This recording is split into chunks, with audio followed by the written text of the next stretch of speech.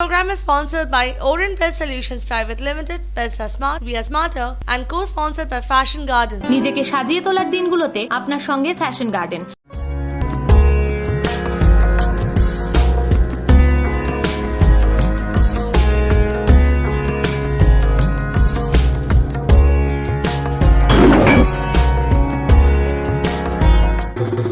দাঁড়িয়ে আছি হাওড়ার বেতর সার্বজনীন দুর্গোৎসব সমিতিতে।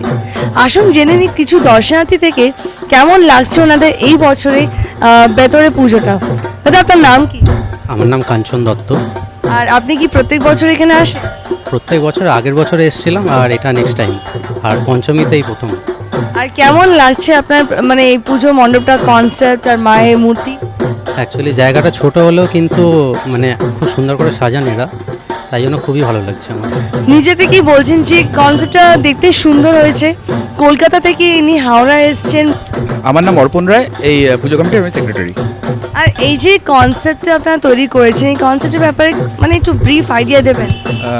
অ্যাকচুয়ালি এই কনসেপ্টটাতে আমরা দেখাতে চাইছি যে মানুষ এবং সমস্ত প্রকৃতি যে বিভিন্ন সমস্যায় জর্জরিত, সেই সমস্যা থেকে মুক্তির উপায় মানে মায়ের কাছে। সেই জন্য এবারে আমাদের থিমের নাম হচ্ছে পরিত্রাণ। মণ্ডপের দুটো পার্টে আমরা দেখাতে চেয়েছি। প্রথম পার্টেতে আমরা দেখাতে চেয়েছি মানুষ কীভাবে শৃঙ্খলায় আবদ্ধ এবং সেখান থেকে বেরোতে চাইছে। আর সেকেন্ড পার্টে আমরা দেখিয়েছি খোলামেলা অনেকগুলো পাখির ব্যবস্থা করা হয়েছে, প্রজাপতি, আর সেই ছোটোবেলার নস্টালজিক ফিলিং বিভিন্ন রকম অরিগামি দিয়ে তৈরি।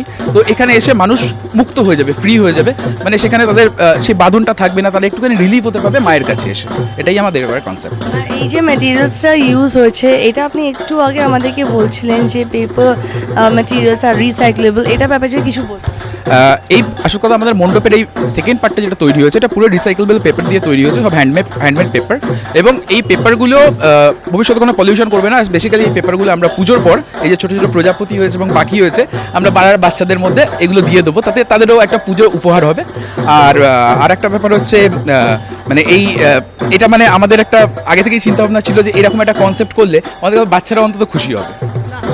দেখতেই পাচ্ছেন যে এক্সাইটমেন্ট লেভেলটা ভীষণ বেশি। আর ভীষণ দেখতে গেলে আমরা যেই কাগজগুলোকে নিয়ে এরা করছে এটা রিসাইক্লেবল।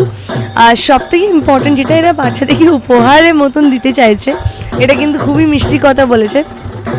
দেখতেই পাচ্ছেন মা দুর্গার রূপটা তো সুন্দরভাবে সাজানো হয়েছে, খুব জাগ্রত। সে পদ্মফুলের উপরে বসে আছেন মা দুর্গা, মা লক্ষ্মী, মা সরস্বতী, কার্তিক, গণেশ, সবাই পদ্মফুলের উপরে কি সুন্দরভাবে মিষ্টিভাবে বসে আছেন। মানে এইখানে অসুরকে বধ করার রূপটা দেখানো হচ্ছে না, কিন্তু দেখানো হচ্ছে কি সুন্দর মায়ের আশীর্বাদ দিয়ে আমরা এই বছর যেন ভালোভাবে সব কাজ সম্পূর্ণভাবে করি, এটাই হচ্ছে আমাদের আশা। কি সুন্দর পাখিগুলো ঘুরছে, এটা কিন্তু বাচ্চাদের সত্যি কিন্তু খুব আকর্ষণীয় জিনিস। আর এখানে ছোটো ছোটো পাখিকে লাগানো হয়েছে দেয়ালের দিকেও, যেটা কাগজের পুরো কাজটা।